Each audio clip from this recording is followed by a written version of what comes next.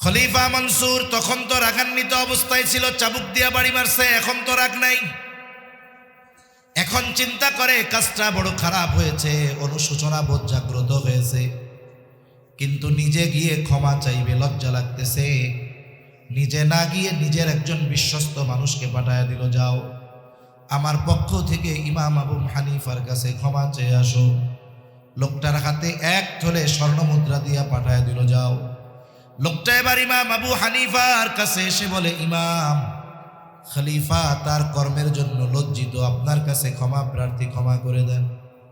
ইমাম আবু হানিফা নববী গুণে গুণান্বিত মানুষ, উনি বললেন, হ্যাঁ আমি ক্ষমা করে দিলাম। এইবার এক থলে স্বর্ণ মুদ্রা হাতে দিয়া বলে, এটা খলিফা আপনার জন্য হাদিয়া দিয়েছে, এটা আপনি যদি গ্রহণ করেন তবেই তিনি সুনিশ্চিত হবে যে আপনি তাকে ক্ষমা করে দিয়েছেন। ইমাম আবু হানিফা বলে, মাফ করে দিয়েছি, হাদিয়া ফেরত নিয়ে যাওয়া লাগবে না। লোকটা বারবার পিড়াপিড়ি করতেছে। ইমাম আবু হানিফা জিজ্ঞাসা করে যে, তুমি এই হাদিয়া পাইল কোথায় তোমার খলিফা? উনি কি এটা ওনার ব্যক্তিগত টাকা থেকে দিয়েছে নাকি? বলে, না, উনি এত টাকা হাদিয়া দেওয়ার জন্য পাবে কোথায়? বলে, এটা উনি রাষ্ট্রীয় কোষাগার থেকে দিয়েছে। বলুন তো, এই খলিফা যিনি, তার জন্য নির্ধারিত ভাতা ছিল, তিনি তার নির্ধারিত পরিমাণ ভাতার মালিক, তবে রাষ্ট্রীয় কোষাগারে রাষ্ট্রের যেই সম্পদ, উনি কি ওইটার মালিক? উনি কি ওইটা যাকে খুশি তাকে দিতে পারবে? যেখানে খুশি সেখানে ব্যয় করতে পারবে? পারবে না। ইমাম আবু হানিফা বলতেছে, এটা রাখা যাবে না, ফেরত নিয়ে যাও। লোকটা বলে, আপনি এটা রাখেন, নিজের জন্য ব্যয় না করেন, মানুষকে সাদকা করে দিয়েন। ইমাম আবু হানিফা বলে, শোনো, তোমার কাছ থেকে এটা রাখবার পর এটা আমি নিজের জন্য ব্যয় করি নাকি সাদকা করে দেই, বিষয়টা এমন হবে না, বরং তোমার খলিফা মনে করবে ইমাম আবু হানিফা আমার দেওয়া হাদিয়া গ্রহণ করেছে, এটা তুমি ফেরত তো নিবাই। সাথে সাথে খলিফাকে বলবা যে তার জন্য যেই পরিমাণ ভাতা বরাদ্দ রাষ্ট্রের সম্পদ থেকে, এর বাইরে একটা টাকা নিজের ব্যক্তিগত কাজে ব্যবহার করার সুযোগ তার নাই, কারণ এইটা তার কাছে আমানত, এটা তাকে ভক্ষণ করার জন্য দেওয়া হয় নাই, হেফাজত করার জন্য দেওয়া হয়েছে। লোকটা রাগান্বিত অবস্থায় চলে গেছে খলিফার কাছে। ইমাম আবু হানিফার ব্যাপারে আরো এই কথাগুলোকে মিথ্যার প্রলেপ দিয়ে সাজিয়ে খলিফার কাছে বলছে। খলিফা এবার প্রচন্ড রাগান্বিত যে আমার এই কথা কইছে, যাও আটকাও, ধরো, জেলখানার মধ্যে ভরো। ইমাম আবু হানিফা রহমাতুল্লাহি আলাইহিকে আটক করা হলো। জেলখানার মধ্যে বন্দী ইমাম আবু হানিফা প্রতিদিন চাবুক দিয়ে আঘাত করা হতো, আর বলা হতো, আপনি যদি প্রধান বিচারকের দায়িত্ব নেন আপনাকে ছেড়ে দেওয়া হবে। চাবুকের আঘাতে জর্জরিত ইমাম আবু হানিফা, তবুও তিনি প্রধান বিচারকের দায়িত্ব নেন না। ঐতিহাসিকদের থেকে দুইটা মত পাওয়া যায়। যখন ইমাম আবু হানিফা তার সিদ্ধান্তের উপরে অটল, একটা সময় খাবারের সাথে বিষ প্রয়োগ করে ইমাম আবু হানিফা রহমাতুল্লাহি আলাইহিকে শহীদ করা হলো। আর এক বর্ণনায় আসছে, তিনি যখন প্রচন্ড অসুস্থ হয়ে গেছেন, তাকে বাড়িতে পাঠিয়ে দেওয়া হলো। ওই অবস্থায় তিনি ওনার জীবনের শেষ সময়গুলো অতিবাহিত করেছেন। ওনার শাগরেদ ছাত্ররা জিজ্ঞাসা করে, ওস্তাদ, যেই দায়িত্ব গ্রহণের জন্য আপনার উপরে এত জুলুম, এত অত্যাচার, বলে সেই দায়িত্ব নেওয়ার জন্য যত ধরনের যোগ্যতা দরকার, ইলম দরকার, সব যোগ্যতা থাকার পরেও, উপযুক্ত ব্যক্তি হওয়ার পরেও আপনি জুলুম সহ্য করেছেন, তবু কেন দায়িত্ব নিলেন না? ইমাম আবু হানিফা বলেছিলেন, শোনো, আমি যেই দায়িত্ব নেই নাই, ওই দায়িত্বের ব্যাপারে কিয়ামতে আল্লাহ জিজ্ঞাসা করবে না, কারণ আল্লাহ তাআলা প্রত্যেককে তার দায়িত্বের ব্যাপারে জিজ্ঞাসা করবেন। নবীজি সাল্লাল্লাহু আলাইহি ওয়াসাল্লাম বলেন, কুল্লুকুম রাঈন ওয়া কুল্লুকুম মাসউলুনা আন রাইয়াতিহি। নবীজি বলেন, তোমরা প্রত্যেকেই দায়িত্বশীল, প্রত্যেককে তার দায়িত্বের ব্যাপারে জিজ্ঞাসা করা হবে। ইমাম আবু হানিফা বলেন, আমি যেই দায়িত্ব নেই নাই সেই দায়িত্বের ব্যাপারে আমাকে জিজ্ঞাসা করা হবে না।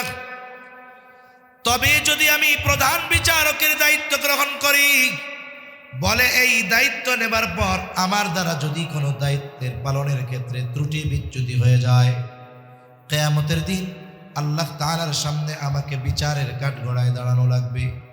কারণ আবু দাউদের একটা বর্ণনা আছে, নবীজি সাল্লাল্লাহু আলাইহি ওয়াসাল্লাম বলেন, তোমাদের কাউকে যখন কোনো দায়িত্ব দেওয়া হয়, নবীজি বলেন, কেউ যদি ওই দায়িত্বের সূচ পরিমাণ খেয়ানত করে, সূচ পরিমাণ, নবীজি সাল্লাল্লাহু আলাইহি ওয়াসাল্লাম বলেন, কিয়ামতের দিন ওই ব্যক্তি খেয়ানতের বোঝা নিয়ে আল্লাহর সামনে হাজির হবে।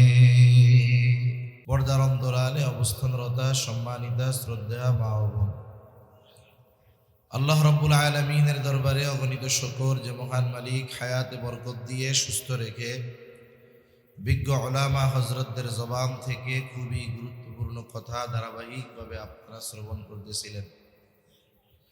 যে মহান মানিব আমাদেরকে এমন এক মুবারকময় মজলিসে আসার বসার কিছু দিনই কথা মুযাকারা করার তৌফিক দিলেন, সে মহান মানিবকে খুশি করার জন্য মহব্বতের সাথে জবান খুলে অন্তর থেকে একবার কালিমাতুশ শুকর পাঠ করি, আলহামদুলিল্লাহ। অগণিত দুরূদ ও সালাম সাইয়্যিদুল আম্বিয়া, আশরাফুল আম্বিয়া, খাতামুল আম্বিয়া, ইমামুল মুরসালিন, রহমাতুল লিল আলামিন, মুহাম্মাদুর রাসূলুল্লাহ সাল্লাল্লাহু আলাইহি ওয়াসাল্লামের উপর। আমি আপনাদের খেদমতে পবিত্র কোরআনুল কারীমের একটা আয়াত ও রাসূল আকরাম সাল্লাল্লাহু আলাইহি ওয়াসাল্লামের অগণিত হাদিস থেকে একটা হাদিস পাঠ করেছি। আল্লাহ তাআলার কাছে তৌফিক চাই, আল্লাহ তাআলা কিছু কথা বলার তৌফিক দেন, যে কথাগুলো আমাদের সবার দুনিয়া এবং আখিরাতের জন্য কল্যাণকর হয়। সকলে বলি আমিন। আমি যে আয়াতখানা আপনাদের খেদমতে তিলাওয়াত করেছি, উক্ত আয়াতের মধ্যে আল্লাহ সুবহানাহু ওয়া তাআলা আমাদেরকে দুটি বিষয়ের আদেশ দিয়েছেন। কয়টি বিষয়? দুইটি বিষয়ের আদেশ আল্লাহ তাআলা দিয়েছেন। আল্লাহ রাব্বুল আলামিন এই আয়াতের মধ্যে আমাদেরকে দুইটি বিষয়ের আদেশ দিয়েছেন। দুইটি বিষয়। এই আয়াত নাজিল হওয়ার কারণ, শানে নুজুলটা সংক্ষিপ্ত সারে জানলে আমাদের পরবর্তী কথাগুলো বোঝা সহজ হবে ইনশাআল্লাহ। রাসূল আকরাম সাল্লাল্লাহু আলাইহি ওয়াসাল্লাম হিজরতের পূর্বে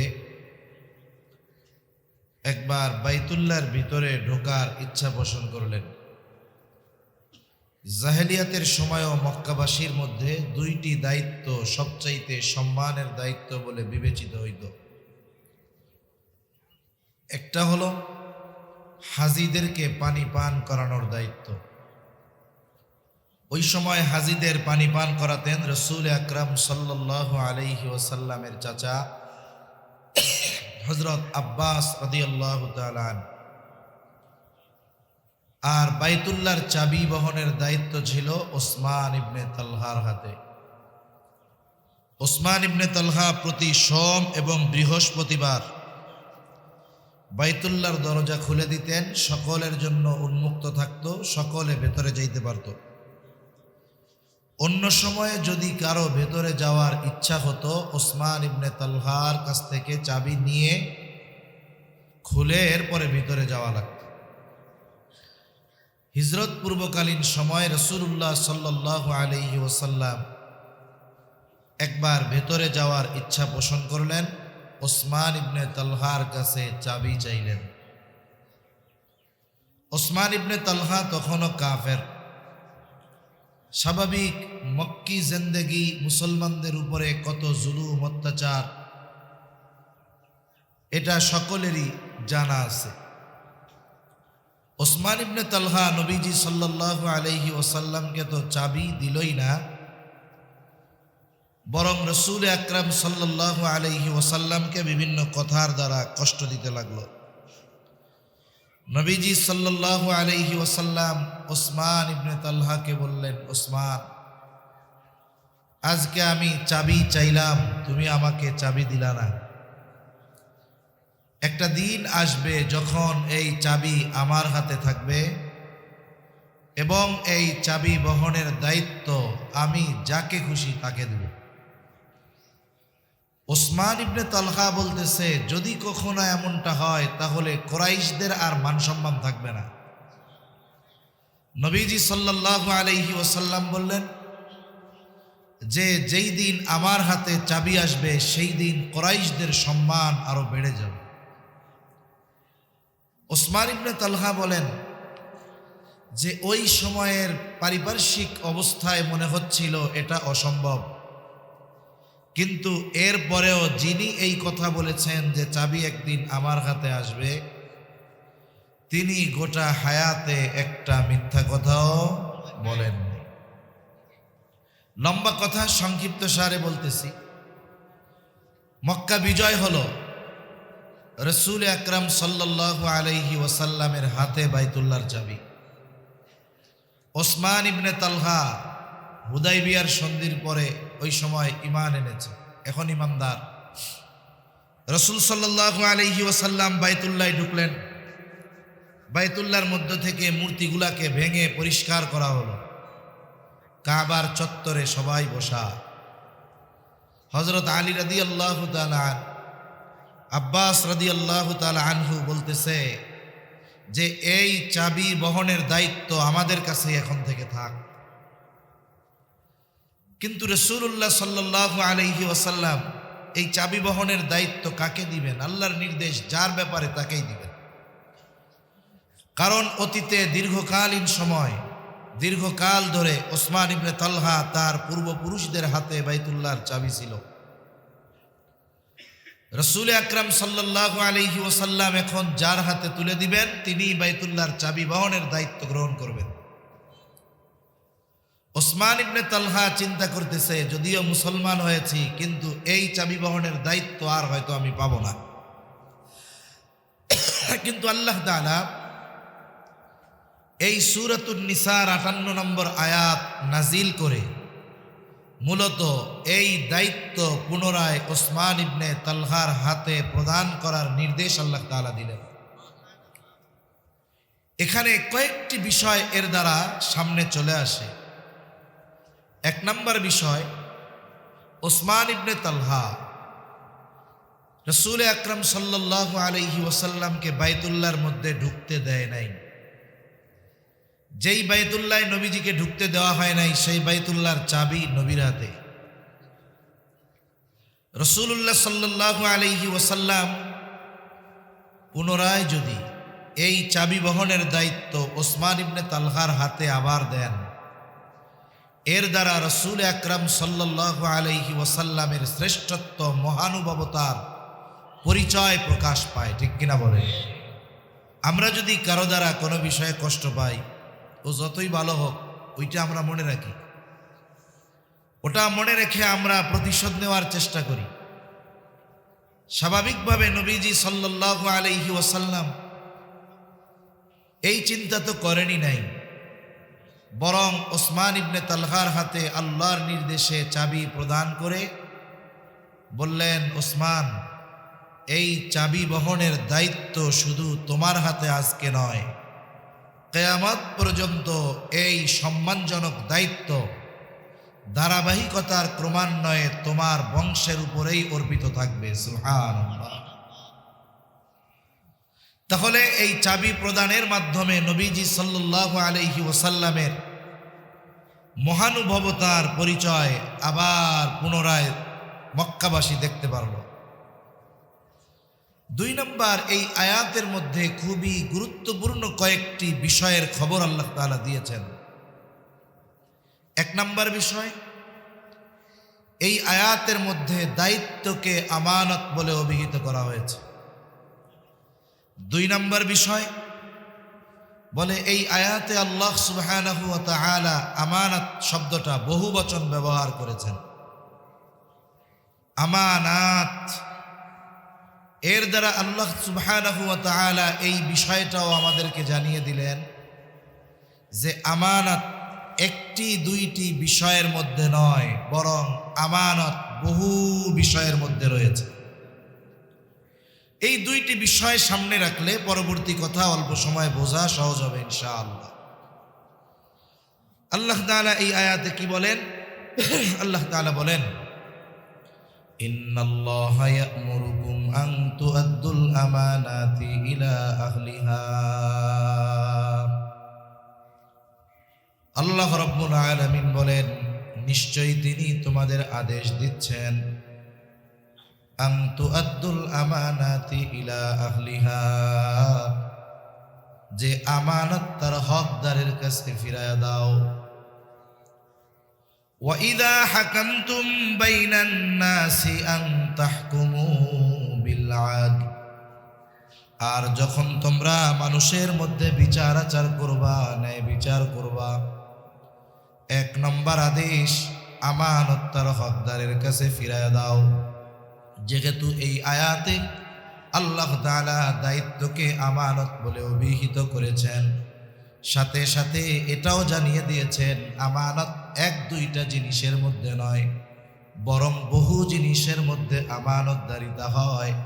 এই জন্য বুজুর্গানে দিন বলেন, এই আয়াতে মূলত আল্লাহ তাআলা আমাদেরকে আমানতদারিতার গুণ অর্জন করতে বলেছে। এই জন্য আমানতদারিতা অর্জন করা এটা প্রত্যেকটা মুমিনের জন্য গুরুত্বপূর্ণ একটি বিষয়। কিছু গুণ আছে যেই গুণগুলো অর্জনের মাধ্যমে মুমিনের চরিত্র উত্তম হয়। তবে আমানতদারিতা এমন একটি বিষয়, এটা শুধুমাত্র কোনো কর্ম বা অভ্যাসের সাথে সম্পৃক্ত বিষয়টা এমন নয়, বরং প্রতিটা মুমিনের জন্য আমানতদারিতার গুণ অর্জন করা অতীব জরুরি। কারণ এই আমানতদারিতার সম্পৃক্ততা শুধুমাত্র আমলের সাথে নয়, বরং আমানতদারিতার সম্পৃক্ততা হলো ঈমানের সাথে।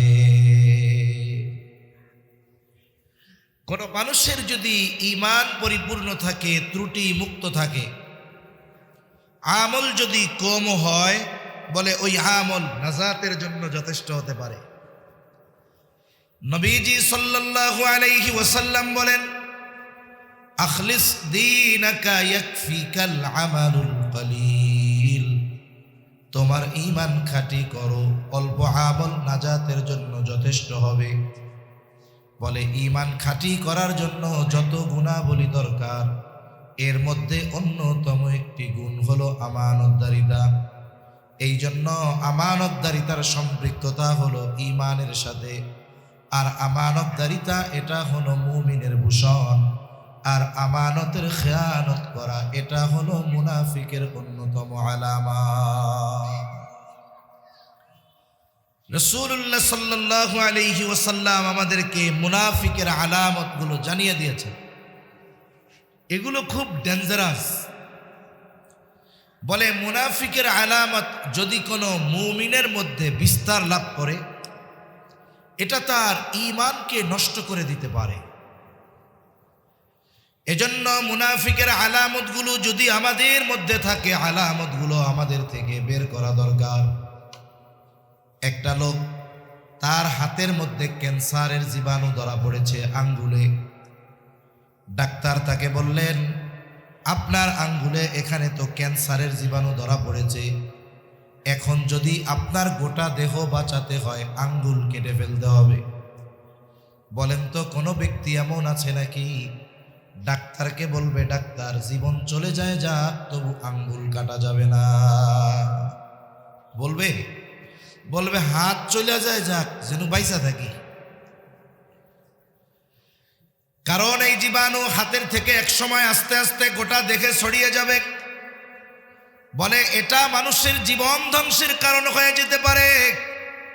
অনুরূপভাবে মুনাফিকের আলামতগুলো যদি কারো মধ্যে বিস্তার লাভ করে, বলে হয়তো জীবন ধ্বংস করবে না, কিন্তু এই আলামতগুলো তার ঈমান ধ্বংসের কারণ হয়ে যেতে পারে।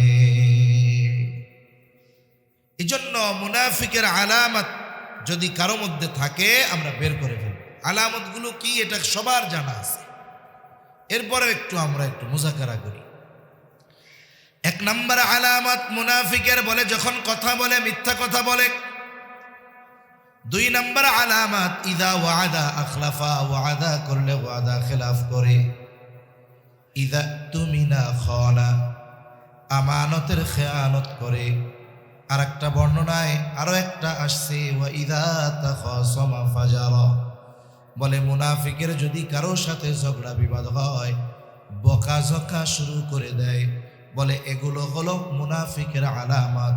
তবে আফসোসের বিষয় হলো সমাজে অনেক নামাজি হাজি ভালো মানুষ বলে আমরা যাদেরকে জানি, এই ধরনের অনেক মানুষের মধ্যে মুনাফিকের আলামতগুলো পাওয়া যায়।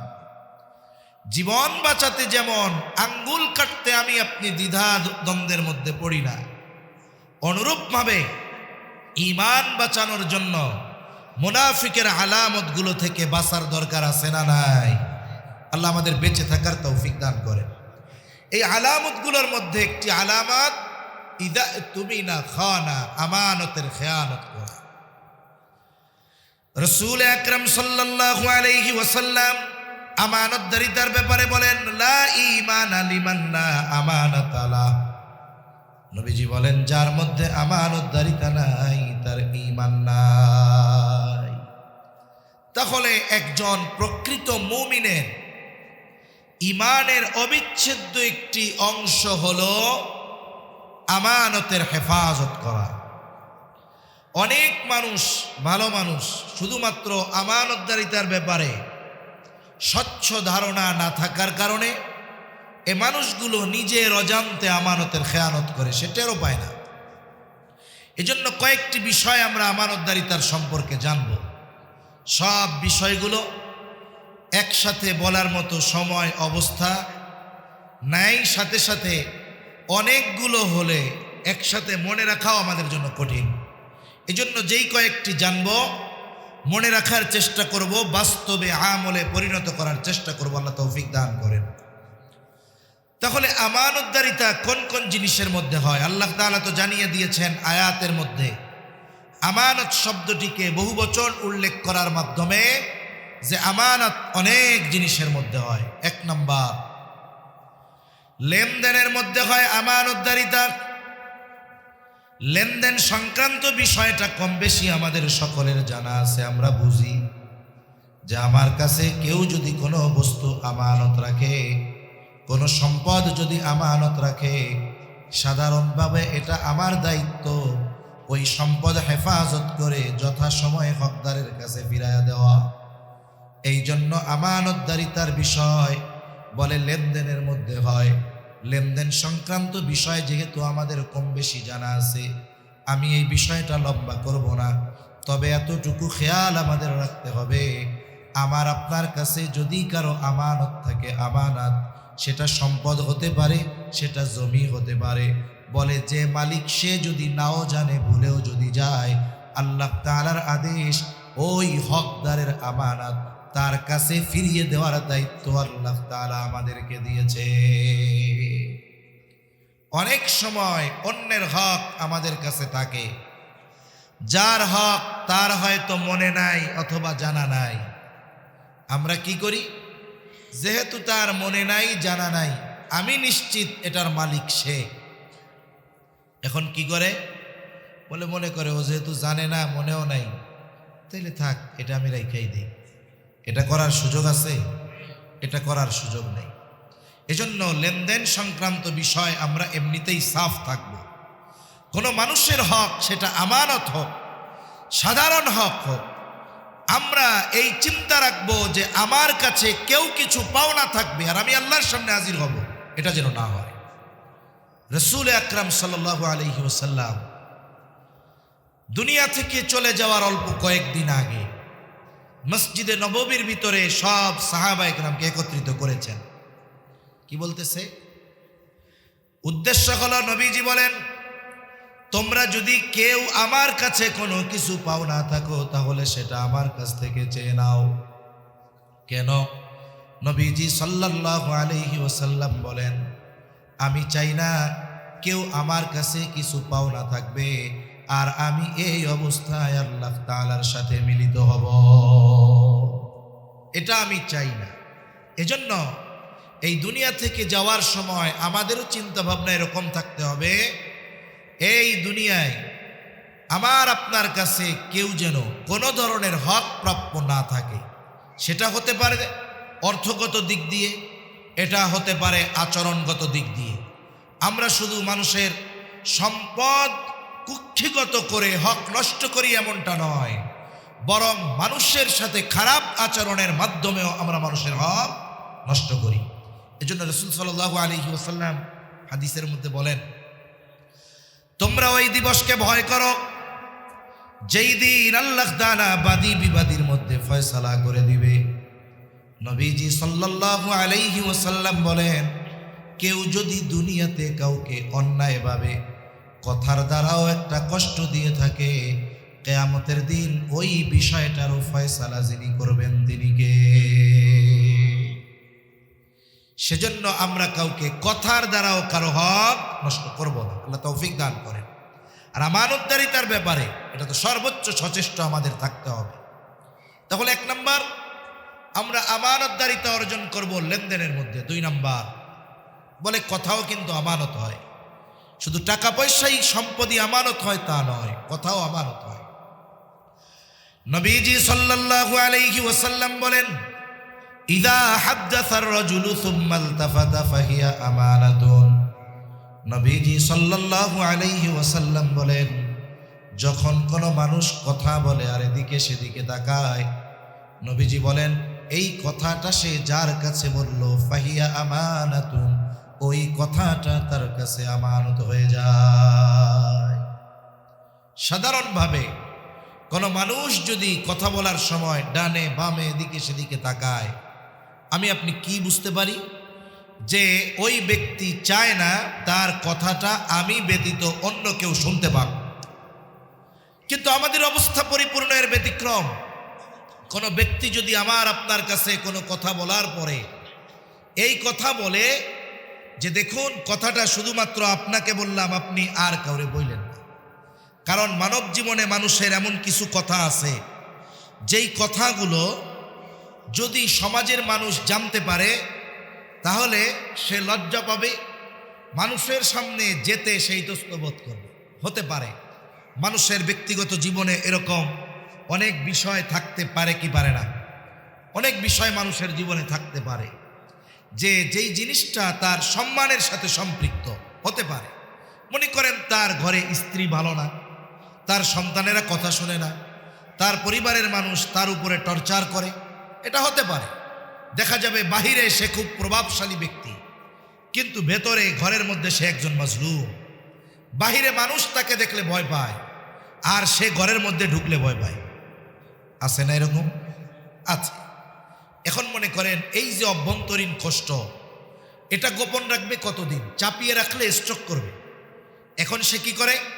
তার বিশ্বস্ত বন্ধু আত্মীয় স্বজন যাদেরকে সে বিশ্বাস করে তাদের কাছে গিয়ে বলে, দেখো তোমরা তো দেখো বাহিরে আমার কত প্রভাব, মানুষ আমারে দেখলে সালাম দেয়, কিন্তু আমার ঘরের খবর তো জানো না, আমার বউ মাঝে মধ্যে আমারে পিটায় কথার কথা।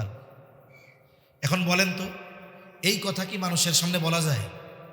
আর যদি সমাজের মানুষ জানে তাইলে ও যে রাস্তা দিয়া যাবে পাশের থেকে বলবে, দেখ ওই যে বউয়ের পিটানি খাওয়া নেতা যাইতেছে। ইজ্জত থাকবে? থাকবে না। এখন এসে আমার আপনার কাছে বলল, এখন আমাদের অভ্যাস কি? যদি বলে বইলেন না, ওই কথা না বলা পর্যন্ত আমাদের আর ভালো লাগে না, এটা আমাদের রোগ। এখন কি করে? 1-2 দিন অতিবাহিত হতে দেয় না, চোখের আড়াল হওয়ার আগেই পাশের মানুষকে ডেকে বলবে, ওই লোক আমার কাছে কি কথা বলছে জানো? বলে না। বলে আমাকে খুব বিশ্বাস করে গোপন একটা কথা বলেছে, কারো কাছে বলতে মানা করছে। আমি তোমাকে খুব বিশ্বাস করি, আমি শুধু তোমার কাছে বললাম, তুমি কারো কাছে বইল না। আপনাদের চিটাঙের ভাষায় বলবে, আই তোরে হদ্দি তুই কারো কাছে নো হইস। ঠিক না? যে আমি তোরেই বলতেছি, তুমি আর কারো কাছে বইল না। এখন কি হবে? আমারেও তো বলতে মানা করছিল, আমিও বলছি না। ও মনে করবে তাইলে মনে হয় একজনের কাছে বলা যায় আছে, এবারও আর একজনকে বলবে যে হুজুর মিথ্যা কথা বলে। না না, বলে হুজুর আমাকে অমুকের ব্যাপারে এই কথা বলছে, আমি তোমারে বললাম, তুমি কিন্তু কাউরে বলো না, খবরদার। এইবার একের পর এক কি হবে, যে যার কাছে কথা বলবে আর বলবে আমি তোমাকে বললাম, তুমি কাউরে বলো না। দেখা যাবে সকালের কথা যেটা কারো কাছে বলা মানা ছিল, সকাল থেকে দুপুর হতে হতে ওই গোপন কথা 100 জনের কাছে পৌঁছায় গেছে। বলুন তো, আমি বললাম একজনের কাছে, কিন্তু পৌঁছাইছে কত জনের কাছে? খেয়ানত আর একটা নাই বলে 100 খেয়ানত হয়ে গেছে। হাদিসের মধ্যে এসেছে রাসূলুল্লাহ সাল্লাল্লাহু আলাইহি ওয়াসাল্লাম বলেন, যখন কারো দ্বারা কোনো ভালো কাজের সূচনা হয়, ওই ভালো কাজ যতজন করবে সকলের ওই ভালো কাজের সমপরিমাণ সওয়াব প্রথমে যিনি ভালো কাজটা শুরু করেছেন তার আমল নামায় যোগ হয়ে যায়। আবার নবীজি বলেন, যখন কারো দ্বারা কোনো মন্দ কাজের সূচনা হয়, ওই মন্দ কাজ যতজন করে বলে শুরু যে করেছে সকলের পাপের সমপরিমাণ গুনাহ তার আমল নামায় যোগ হয়ে যায়। নবীজি বলেন, এই পৃথিবীর বুকে সর্বপ্রথম অন্যায়ভাবে হত্যাকাণ্ড সংগঠিত হয়েছে আদম আলাইহিস সালামের এক সন্তানের দ্বারা। নবীজি সাল্লাল্লাহু আলাইহি ওয়াসাল্লাম বলেন, কিয়ামত পর্যন্ত যত অন্যায়ভাবে হত্যাকাণ্ড সংগঠিত হবে সকল হত্যাকাণ্ডের গুনাহ আদম আলাইহিস সালামের ওই হত্যাকারী সন্তানের আমলনামায় যোগ হয়ে যাবে। এজন্য আমার আপনার দ্বারা যদি কোনো গুনার সূচনা হয়ে যায়, আমার কারণে যত গুনাহ হবে বলে সকলের গুনার সমপরিমাণ গুনাহ শুরু করনেওয়ালার আমলনামায় যোগ হয়ে। এজন্য কথাও কিন্তু আমানত হয়। 3 নাম্বার, এই আয়াতের মধ্যে দায়িত্বকে আমানত বলে অভিহিত করা হয়েছে। এখন তো এমন এক জামানা, মানুষ দায়িত্বরে আমানত মনে করে না, বরং গনিমত মনে করে। বরং কিছু কিছু ক্ষেত্রে এমন হয় মানুষ টাকা দিয়ে দায়িত্ব কিনে নেয়, মানুষ প্রভাব খাটিয়ে দায়িত্ব নেয়, ঘুষ দিয়া দায়িত্ব নেয়, অনেক সময় অস্ত্র ঠেকায়া মানুষ হত্যা করেও মানুষ দায়িত্ব নিতে চায়। কিন্তু এমন এক জামানা ছিল মানুষ যখন দায়িত্ব নিতে চাইতো না, আর এখন দায়িত্ব নেওয়ার প্রতিযোগিতা করে। অনেক সময় দেখবেন এক অঞ্চলে গত 2 বছর আগে এক অঞ্চলে একজন চেয়ারম্যান ইউনিয়নের চেয়ারম্যান, তখন নির্দিষ্ট দলের মার্কায় নির্বাচন হইতো, চেয়ারম্যান ইলেকশন। তা যেহেতু নির্দিষ্ট দলের মার্কায় হবে, ওই দলের অনেকেই ওই নির্ধারিত প্রতীক পাওয়ার ব্যাপারে আশাবাদী। বলে তখন কি হয়, একই মার্কা যখন 15 জন চায় তখন ওইটার ডিমান্ড বেড়ে যায়। বাজারে পণ্যের চাহিদা, দাম বাড়ে কেমন? বলে গ্রাহক আছে 100, পণ্য আছে 10টা। এখন ব্যবসায়ীরা চিন্তা করে যেহেতু মাল কম চাহিদা বেশি, এটার দাম বাড়ায়। এখন ওইটার দাম দামি না হলেও দাম বেড়ে যায়। এখন যখন 15 জন চাইছে, এইবার হাই কমান্ড থেকে এই প্রতীকের দাম বাড়ায় দিছে, তার মানে নিলামে উঠে গেছে। একজনের ব্যাপারে জানলাম, উনি প্রায় 3 কোটি টাকার উপরে শুধুমাত্র মার্কা পাওয়ার জন্য ব্যয় করছে। কয় কোটি? জোরে বলেন না, কয় কোটি? আগে কোটি টাকা, লাখ টাকা শুনলে অনেক মনে হইতো। যেই পরিমাণ পাচারের গল্প শুনছি, এখন কোটি টাকা মনে হয় এগুলা পান্তাবাদ। ঠিক কিনা বলেন? আমরা হিসাব শুনি কি, কয় পাচার করছে কত, কয় লাখ কোটি ডলার, লাখ কোটি ডলার। এখানে মিলিয়ন ফেল, মিলিয়নের হিসাবই নেই, বিলিয়ন বিলিয়ন ডলার পাচার হয়েছে। এজন্য 2-1 কোটি টাকা আমাদের কাছে টাকা মনে হয়। তা 3 কোটি টাকা দিয়ে মার্কা কিনছে, এরপরে নির্বাচনের জন্য ব্যয় করছে। একটা পোস্টার করে না নির্বাচনে, কি লেখে? আসন্ন এত নং ইউনিয়ন পরিষদ নির্বাচনে চেয়ারম্যান পদপ্রার্থী হিসাবে অমুক ভাইকে তমুক মার্কায় ভোট দিয়ে এই ইউনিয়নের জনগণের সেবা করার সুযোগ দান করুন। ঠিক কিনা বলেন? তার মানে উনি পোস্টারের মধ্যে লেখছে উনি চেয়ারম্যান হয়ে কি চায়, বলে মানুষের সেবা করতে চায়। আমার একটু বলেন তো, যেই লোকটা বাস্তবে মানুষের সেবা করতে চায়, ওর কি মানুষের সেবা করার জন্য চেয়ারম্যান হওয়া লাগবে? মানুষের।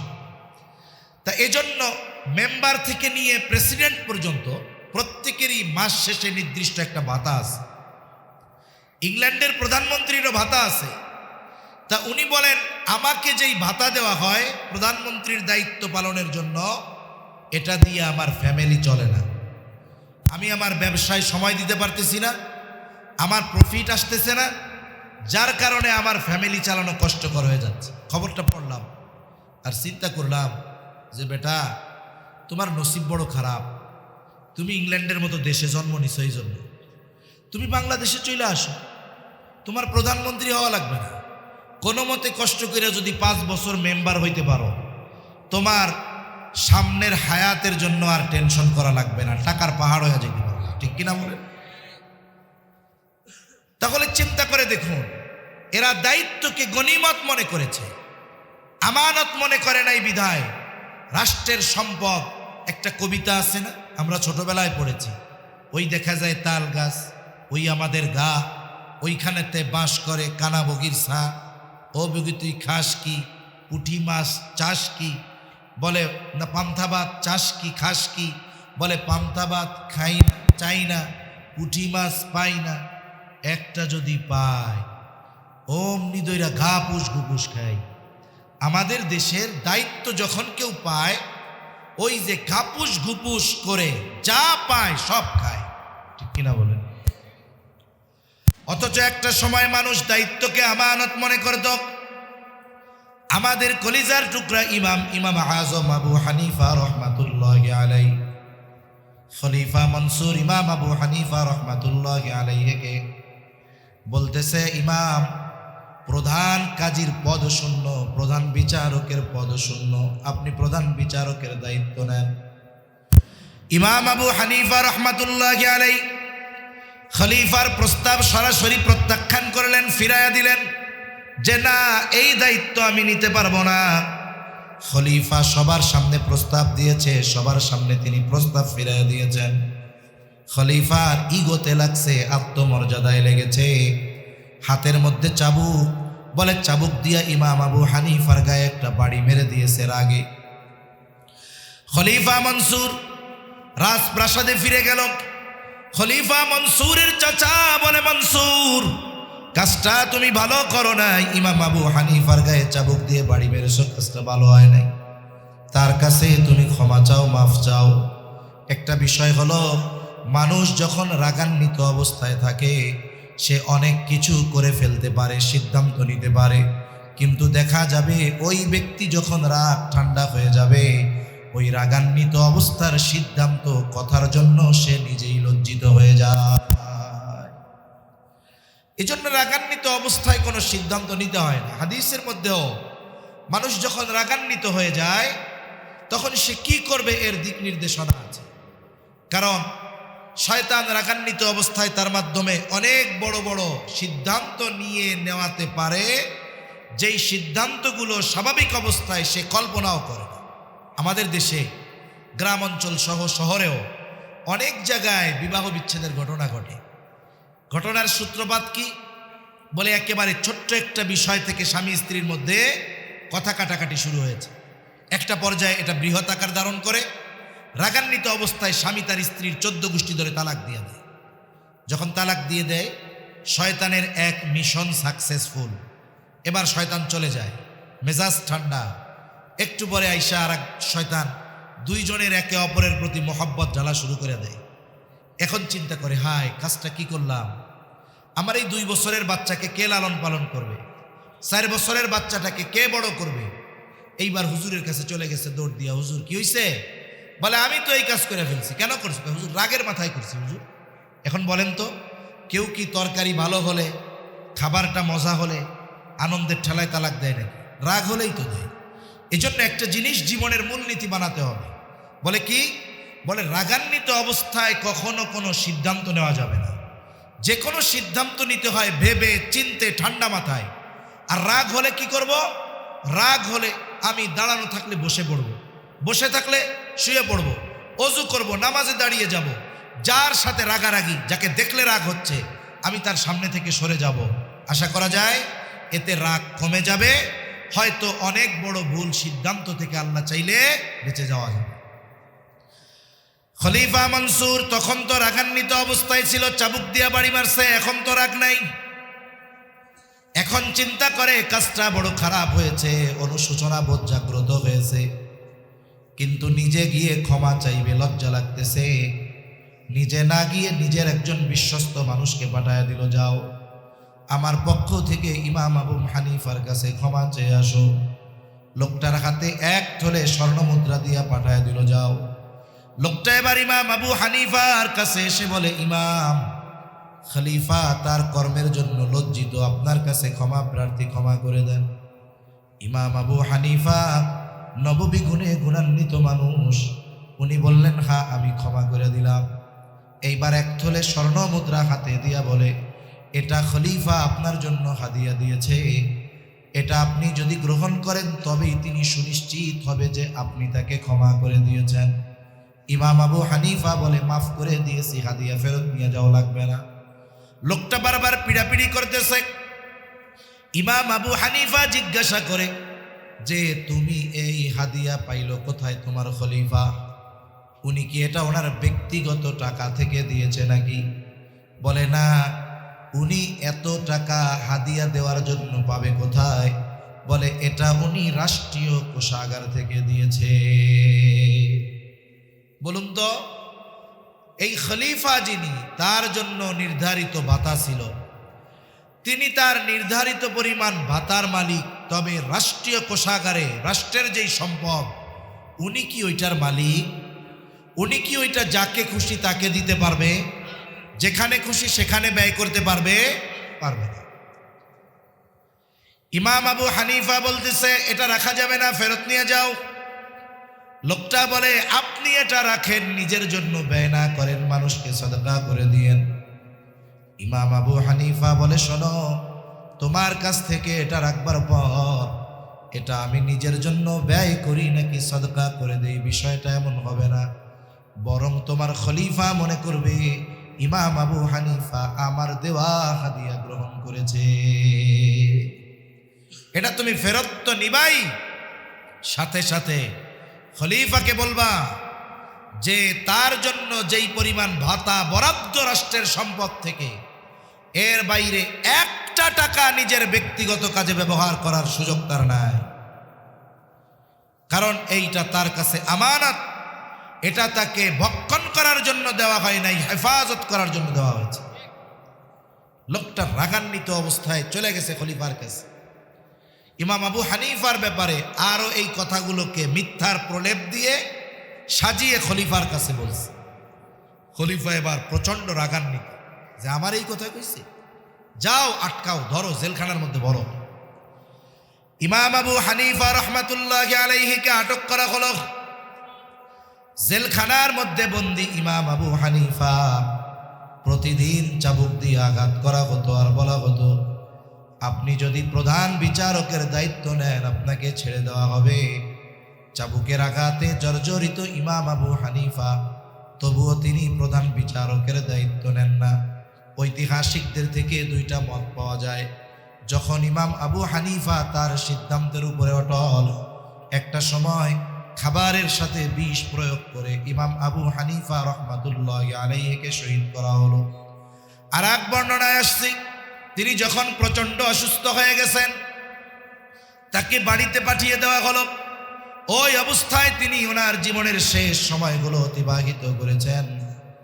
ওনার শাগরেদ ছাত্ররা জিজ্ঞাসা করে, ওস্তাদ, যেই দায়িত্ব গ্রহণের জন্য আপনার উপরে এত জুলুম, এত অত্যাচার, বলে সেই দায়িত্ব নেওয়ার জন্য যত ধরনের যোগ্যতা দরকার, ইলম দরকার, সব যোগ্যতা থাকার পরেও, উপযুক্ত ব্যক্তি হওয়ার পরেও আপনি জুলুম সহ্য করেছেন, তবু কেন দায়িত্ব নিলেন না? ইমাম আবু হানিফা বলেছিলেন, শোনো, আমি যেই দায়িত্ব নেই নাই, ওই দায়িত্বের ব্যাপারে কিয়ামতে আল্লাহ জিজ্ঞাসা করবে না, কারণ আল্লাহ তাআলা প্রত্যেককে তার দায়িত্বের ব্যাপারে জিজ্ঞাসা করবেন। নবীজি সাল্লাল্লাহু আলাইহি ওয়াসাল্লাম বলেন, কুল্লুকুম রাঈন ওয়া কুল্লুকুম মাসউলুন আন রাইয়াতিহি। নবীজি বলেন, তোমরা প্রত্যেকেই দায়িত্বশীল, প্রত্যেককে তার দায়িত্বের ব্যাপারে জিজ্ঞাসা করা হবে। ইমাম আবু হানিফা বলেন, আমি যেই দায়িত্ব নেই নাই সেই দায়িত্বের ব্যাপারে আমাকে জিজ্ঞাসা করা হবে না। তবে যদি আমি প্রধান বিচারকের দায়িত্ব গ্রহণ করি, বলে এই দায়িত্ব নেবার পর আমার দ্বারা যদি কোনো দায়িত্বের পালনের ক্ষেত্রে ত্রুটি বিচ্যুতি হয়ে যায়, কিয়ামতের দিন আল্লাহ তাআলার সামনে আমাকে বিচারের কাঠগড়ায় দাঁড়ানো লাগবে। কারণ আবু দাউদের একটা বর্ণনা আছে, নবীজি সাল্লাল্লাহু আলাইহি ওয়াসাল্লাম বলেন, তোমাদের কাউকে যখন কোনো দায়িত্ব দেওয়া হয়, নবীজি বলেন, কেউ যদি ওই দায়িত্বের সূচ পরিমাণ খেয়ানত করে, সূচ পরিমাণ, নবীজি সাল্লাল্লাহু আলাইহি ওয়াসাল্লাম বলেন, কিয়ামতের দিন ওই ব্যক্তি খেয়ানতের বোঝা নিয়ে আল্লাহর সামনে হাজির হবে। সূচ পরিমাণ খেয়ানত, একটা সূচের দাম কত? 2 টাকা। বলে কেউ যদি দায়িত্ব পালনের ক্ষেত্রে এই একটা সূচের পরিমাণও খেয়ানত করে, কিয়ামতের দিন তাকে খেয়ানতের বোঝা নিয়ে আল্লাহর সামনে দাঁড়ানো হবে। এই খেয়ানত তো শুধু দায়িত্বের খেয়ানত হলো তা নয়, বলে এই খেয়ানতের দ্বারা মানুষের হক নষ্ট করাও হয়। মনে করেন একজন দায়িত্বশীল ব্যক্তি, সে যদি দায়িত্ব অবহেলা করে, দায়িত্বের খেয়ানত করে, ওই দায়িত্বের সাথে যত মানুষের সম্পৃক্ততা আছে সকলের হক নষ্ট করা হয়। এজন্য আমরা তো দায়িত্ব পাইলে মনে করি আমি বড় পদধারী হয়ে গেলাম, কিন্তু এটা চিন্তা করি না, যদি এই দায়িত্বের খেয়ানত আমার দ্বারা হয়ে যায়, কিয়ামতে আল্লাহর সামনে আমি কিভাবে দাঁড়াবো। সমাজের মানুষ আমরা যদি সবাই দায়িত্বকে বাস্তবেই আমানত মনে করতাম, তাহলে প্রত্যেকটা মানুষ তার দায়িত্বের ক্ষেত্রে যত্নশীল হতো। এই দেশের মানুষ এই অভাব অনটন কষ্টের মধ্যে পড়ত না। তাহলে দায়িত্ব হয় আমানত। 4 নম্বর বলে সময়ও কিন্তু আমানত হয়। আপনি আমি যদি কারো সাথে কোথাও কোনো এই ব্যাপারে চুক্তিবদ্ধ থাকি যে তোমার এখানে আমি চাকরি করব সকাল 8টা থেকে বিকাল 4টা, এর মধ্যে 1 ঘন্টা নামাজ এবং দুপুরের খাবারের বিরতি, বলে বাকি 7 ঘন্টা সময় হলো আমানত। অনেক সময় দেখা যায় অনেক মানুষ এই অফিসিয়াল টাইমটা কর্ম ফাঁকি দিয়ে সময় অতিবাহিত করে ফেলে, উল্টা মাস শেষে যথাযথভাবে তার প্রাপ্যটা বুঝে নেয়। অথচ লোকটা কিন্তু সময়ের খেয়ানতকারী, সাথে সাথে দায়িত্বের খেয়ানতকারী। মির্জা মাজহার নানুতুবি রহমাতুল্লাহি আলাইহি, মাজহার নানুতুবি রহমাতুল্লাহি আলাইহি মাজাহিরুল উলুম সাহারানপুর মাদ্রাসা যার নামে প্রতিষ্ঠিত এই বুজুর্গ, উনি এক মাদ্রাসায় খেদমত করতেন। 1000 বছর আগের ঘটনা আপনাদের শোনাচ্ছি না, অল্প কিছু কাল আগের ঘটনা, 1 শতাব্দী আগের ঘটনা। বলে উনি মাদ্রাসায় খেদমত করতেন, মাস শেষে সময় হিসাব করে তিনি বেতন গ্রহণ করতেন। ক্লাসের সময় নিজের কোনো কাজ তিনি করতেন না। একদিন এক ব্যক্তি ওনার কাছে এসেছে, খুবই জরুরি, কথা না বললেই নয়। হযরত ক্লাসে পড়া বন্ধ করে তার সাথে কথা বলতে বাধ্য হলেন। কথা বলার পর সময় হিসাব করে নোটের মধ্যে লেখা রাখছে, অমুক দিন অমুক ক্লাসে এই কয় মিনিট সময় আমি আমার নিজের কাজে ব্যয় করেছি। মাস শেষে ওনার হাতে যখন ওজিফা তুলে দেওয়া হলো, উনি সময় হিসাব করে ওই সময় পরিমাণ অর্থ অফিসে ফেরত দিয়ে দিলেন। জিজ্ঞাসা করা হলো, কি ব্যাপার হযরত, এটা কি বেশি গিয়েছে নাকি? তিনি বললেন, না, এটা বেশি যায় নাই, তবে ফেরত দেওয়ার কারণ কি? তিনি বলেন, অমুক দিন অমুক ক্লাসের মধ্যে এই কয় মিনিট সময় আমি আমার ব্যক্তিগত কাজে ব্যবহার করেছিলাম, এই সময়ের বিপরীতে যেই অর্থ, এটা আমার জন্য গ্রহণ করা উচিত হবে না, এজন্য ফেরত দিয়ে দিয়েছে। তাহলে চিন্তা করুন মানুষগুলো সময়ের কদর কিভাবে করতেন। আর আমরা তো চিন্তা করি যে ব্যক্তি যত ফাঁকি দিয়ে প্রাপ্য বুঝে নিতে পারে, আমরা মনে করি সে যত চালাক।